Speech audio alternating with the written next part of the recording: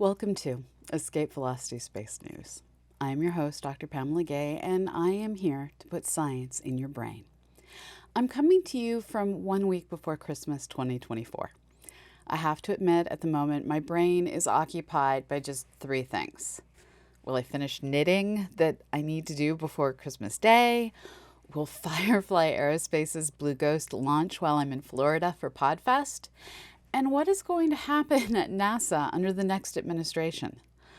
At the moment, I'm 90% certain the knitting will not be done. I have decided not to think about future NASA, so let's talk about what's launching in the new year. I'll be in the Orlando area January 14th through the 25th for PodFest. If you're going, please find me and say hi. Right now, as I record, Blue Origin's New Glenn rocket is doing a test firing. If all goes well, it will be ready for launch. I want this rocket to be amazing. We need more heavy lift vehicles to get bigger and better science tools into space. This rocket has all the potential in the world to follow the everything works the first time history of modern NASA-funded rockets. With a government shutdown looming and winter weather, it is unclear if New Glenn will get off the ground before I get to Florida. And I have to admit that I'm hoping the weather and holiday-related issues keep Glenn on hold until I get there. It's selfish, but this rocket has big thrust energy, and I want to see it fly. I'm also really hoping that Firefly Aerospace's Blue Ghost remains on schedule for a mid-January launch. It's not currently listed on rocketlaunch.live, but I remain hopeful. Blue Ghost is part of NASA's Commercial Lunar Payload Services program, and this lander hopes to do what no commercial company has done before: land safely and in the correct orientation.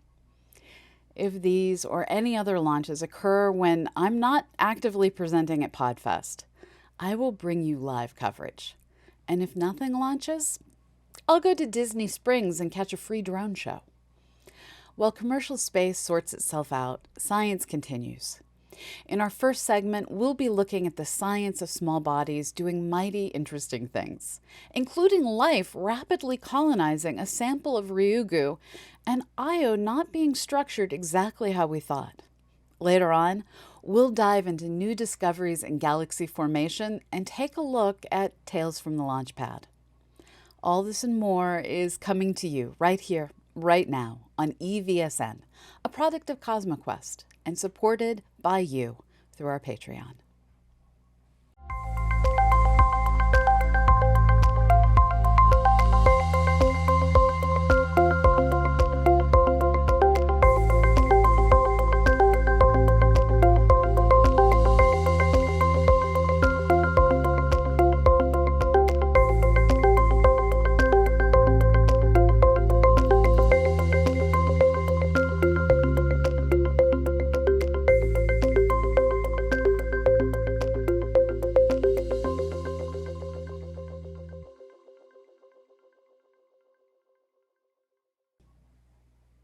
Humans like to label things.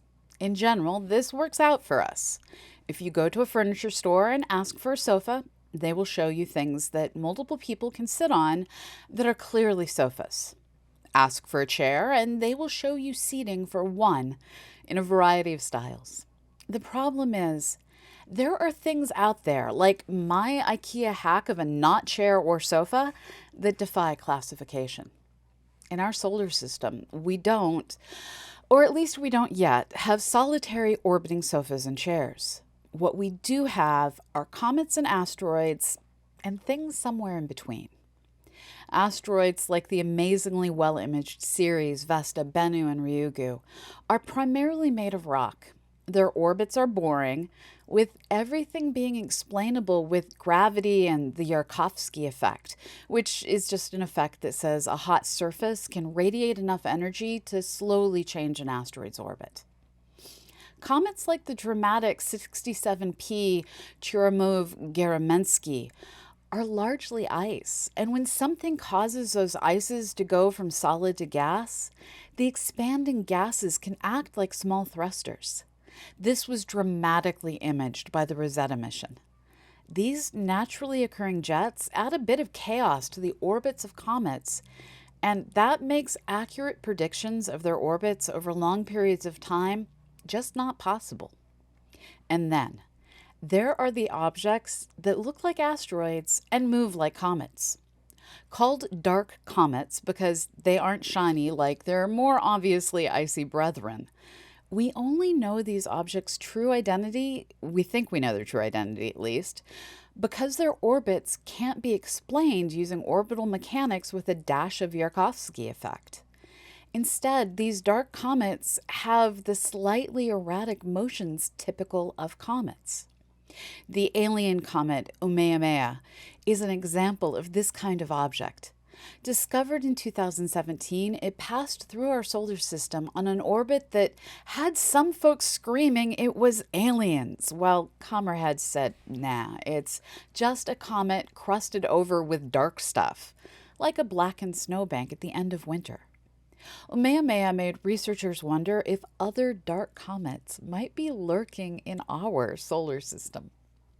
In a new paper in Publications of the National Academy of Science, researchers discuss 7 dark comets that orbit the Sun in 2 distinct families.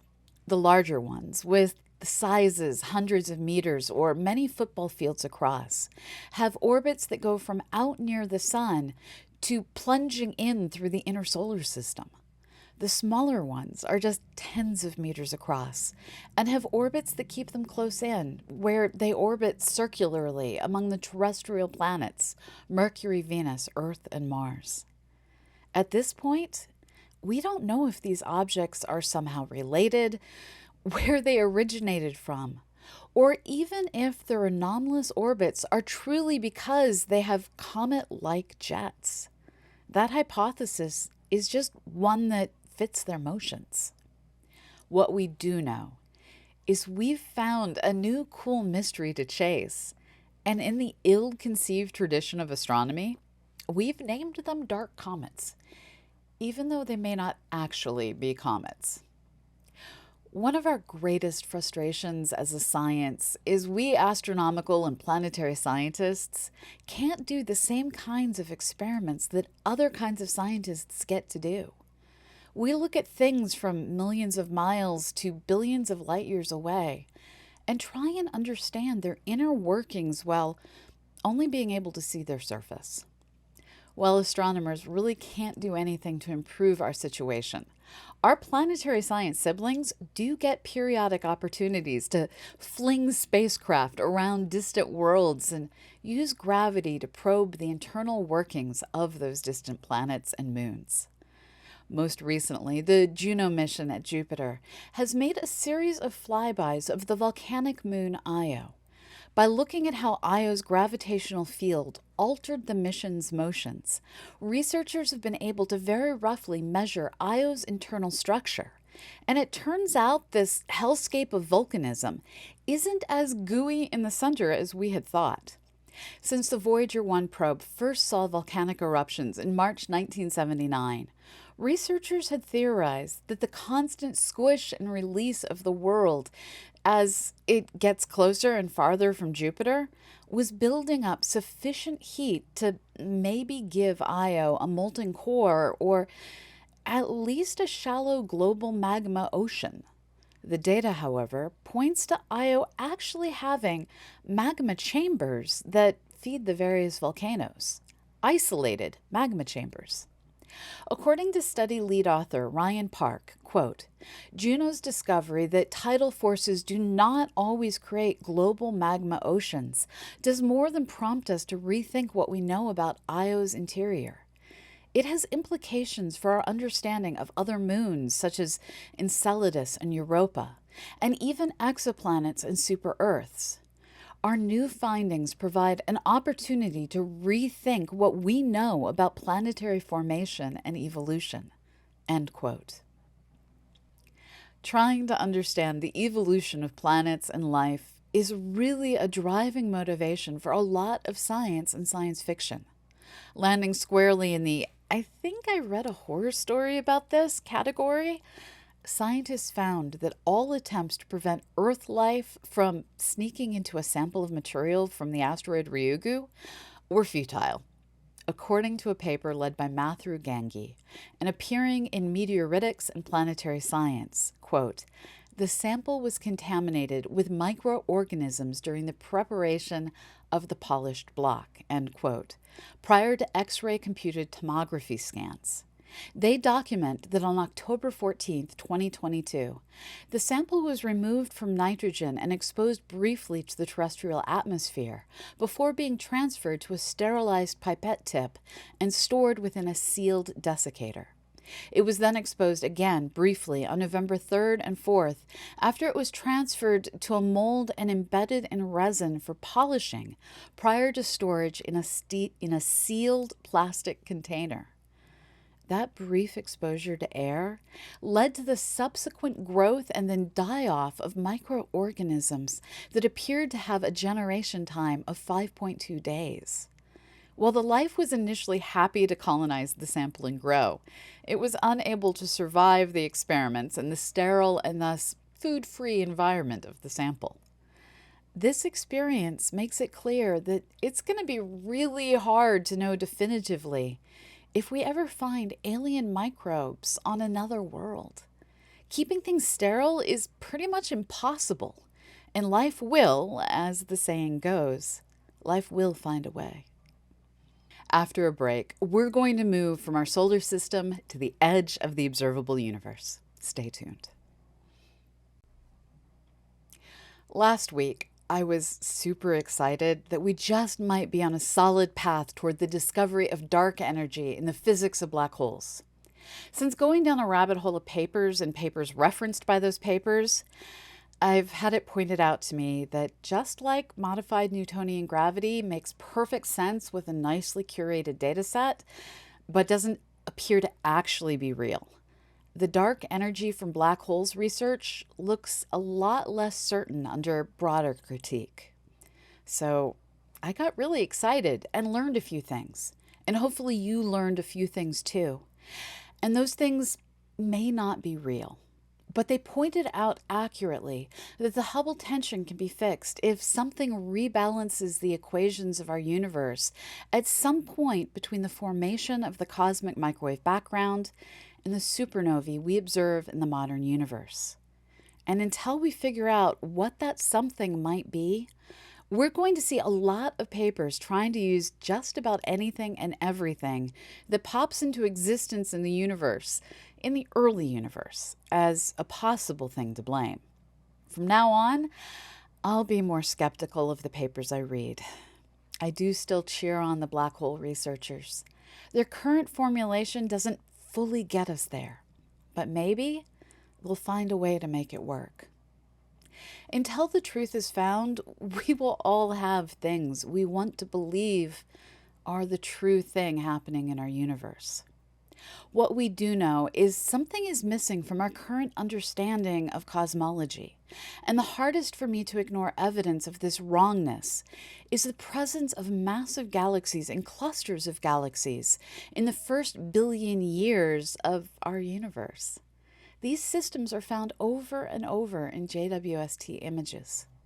As Stacy McGraw and collaborators point out in a new paper in the Astrophysical Journal, quote, galaxies in the early universe appear to have grown too big too fast, assembling into massive monolithic objects more rapidly than anticipated, end quote.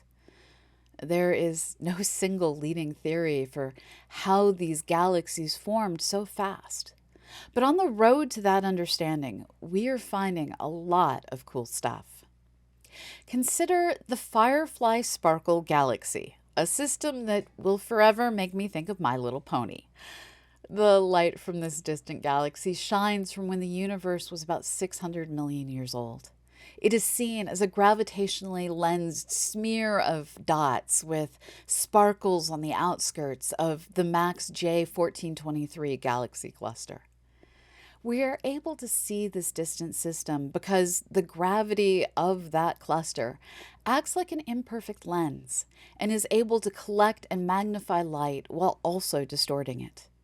Researchers can reverse this distortion to a certain degree, and when they model what this galaxy most likely looks like, it appears to be a teardrop-shaped cloud with 10 bright clusters of star formation. Near it are two other smaller systems that are 42,000 light-years and 6,500 light-years away. It is entirely possible that these systems will merge over time to form a larger and larger galaxy, possibly a galaxy that looks a lot like our own Milky Way. As Yoshihisa Asada explains, quote, "It has long been predicted that galaxies in the early universe form through successive interactions and mergers with other tinier galaxies. We might be witnessing this process in action," end quote. This work appears in Nature and is led by Lamaya Mala. As we look at nearer objects, we continue to be dazzled by JWST's discoveries and what they mean for cosmology. Recent observations of the spider web protocluster used the JWST to peer through dust at the galaxies forming in this young system. The light from these galaxies has been traveling toward us for over 10 billion years and comes from a time when our universe was much less structured. According to Jose Perez Martinez, quote, "We are observing the buildup of one of the largest structures in the universe, a city of galaxies in construction. We know that most galaxies in local galaxy clusters, the biggest metropolises of the universe, are old and not very active, whereas during their adolescence, as the city in construction grows, their physical properties will also be affected. Now, Webb is giving us new insights into the buildup of such structures for the first time," end quote. Perez, along with Rhythm Shimakawa, was first author of one of two papers published in the Astrophysical Journal about this research. Star formation in this early cluster is driven by entirely different factors than are at play in our current universe. Today, clusters are filled with gas and dust that has been stripped out of the cluster's galaxies as they interact, and as galaxies fly past each other. When galaxies plunge into clusters, rapid star formation will get triggered as they interact with that dust and other cluster galaxies. And when that star formation is over, the systems are left devoid of material needed to feed future star formation. In this system, star formation is fed by gas accumulating in galaxies and feeding the kinds of star formation we see in our galaxy. This is a new stage in galaxy cluster evolution that wasn't part of the story we've been telling for the past 20 years. We are seeing a kinder and gentler period of structure formation. And I have to admit that after a lifetime of reading about galaxy harassment, ram pressure stripping, and other violent galaxy interactions, I find this paper truly delightful for both its science and lack of carnage. Also remarkable is how little observing time was needed for this study. Using JWST's massive mirror, they were able to get needed data in just 3.5 hours of observing time. All of these discoveries remind me of the line from Alice in Wonderland, where the White Queen says, quote, "Why, sometimes I believed as many as 6 impossible things before breakfast," end quote.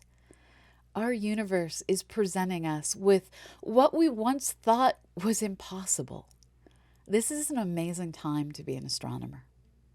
Up next, I'll be looking at this week's Tales from the Launchpad. Stay tuned. This week, Holiday Chaos is keeping Erik off screen, but he provided me with this rundown of the latest news of space launches around the world before he took off. On November 24th, China launched 2 satellites from the SuperView Neo constellation from the Jingquan spaceport. Let's watch the launch.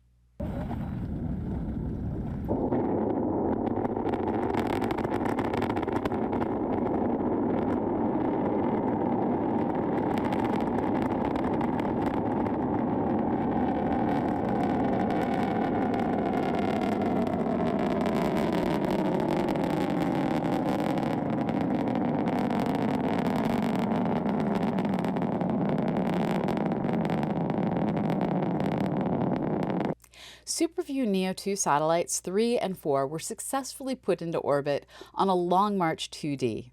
They are commercial imaging satellites. On November 24th, Rocket Lab conducted the AIS Baby mission from their New Zealand spaceport. Let's watch that launch. 4, 3, 2, 1.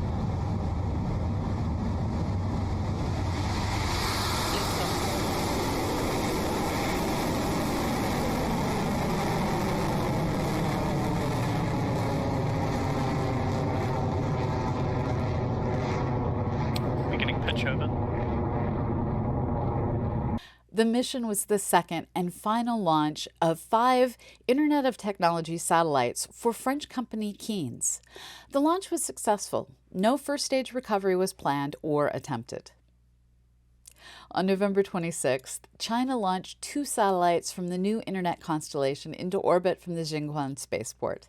Let's watch the launch.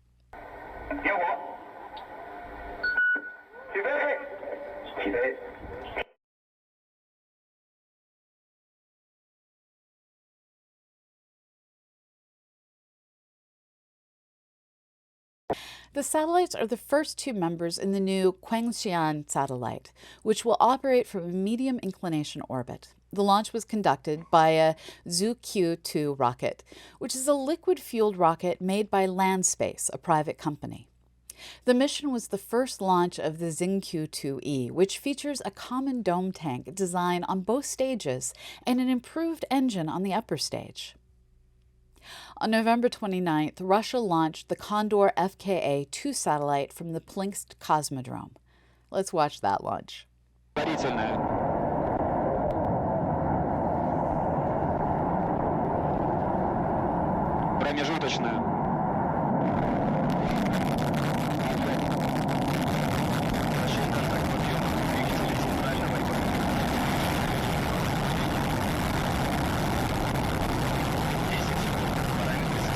Condor FKA is the civilian version of the Russian military's Condor radar satellite.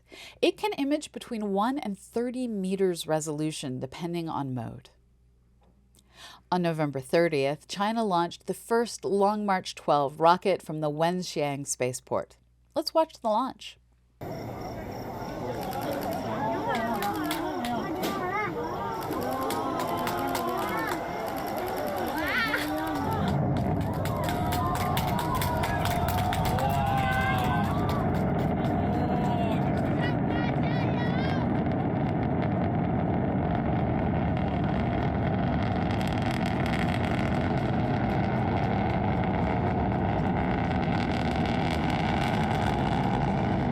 The Long March 12 is a new kerosene and liquid oxygen propellant rocket developed by China to replace their existing hypergolic launches. It has a design payload of 10 tons to low Earth orbit. On December 2nd, China launched the TJSW-13 satellite into orbit from the Kaicheng spaceport. Let's watch the launch.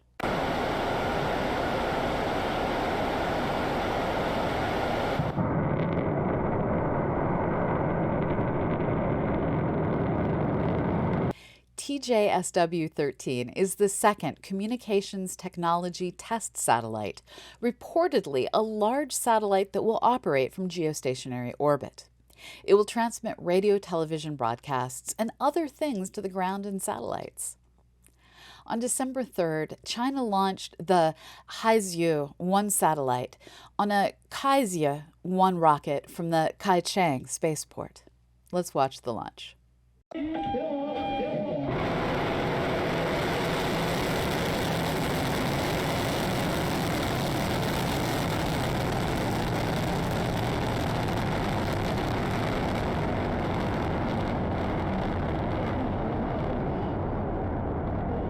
Haizhou-1 is reportedly a radar satellite. It will study the oceans. On December 4th, Russia launched a Lotus S-1 satellite into orbit from the Plinsk Cosmodrome. Lotus S-1 is reportedly a series of Russian electronic signals intelligence satellites. On December 5th, India launched the Proba-3 mission on a PSLV rocket from the Sriharikota spaceport. Let's watch the launch. 0.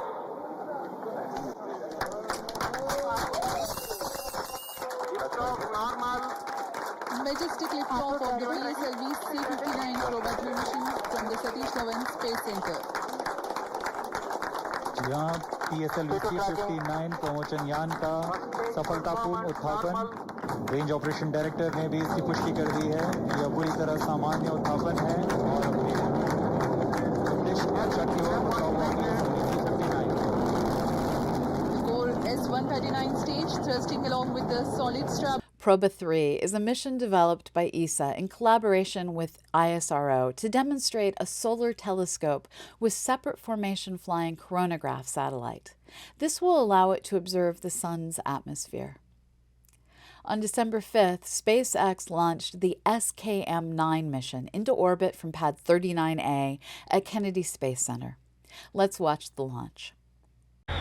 5, 4, 3, 2, 1, ignition, and liftoff. Go SpaceX, go Sirius XM.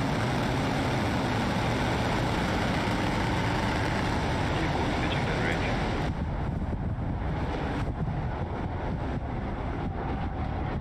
Camera pressures are nominal. SKM-9 is operated by Sirius XM satellite radio. It replaces SXM-7, which was declared dead on orbit in 2021 during commissioning. On December 5th, Arianespace launched the Sentinel-1C satellite from their Kourou spaceport in French Guiana. This mission marked the return to flight of the Vega C rocket, which failed its previous launch in late 2022. The extended downtime was due to one of the motors being redesigned, and redesigned again after it exploded during a ground test, intended to verify the fixes that caused it to fail in the first place were fixed. Sentinel-1C is the third and final satellite in the Sentinel-1 series. It monitors the weather. On December 5th, Iran launched the Faker-1 satellite into orbit from the Inman Khomeini spaceport. No video of the launch was available.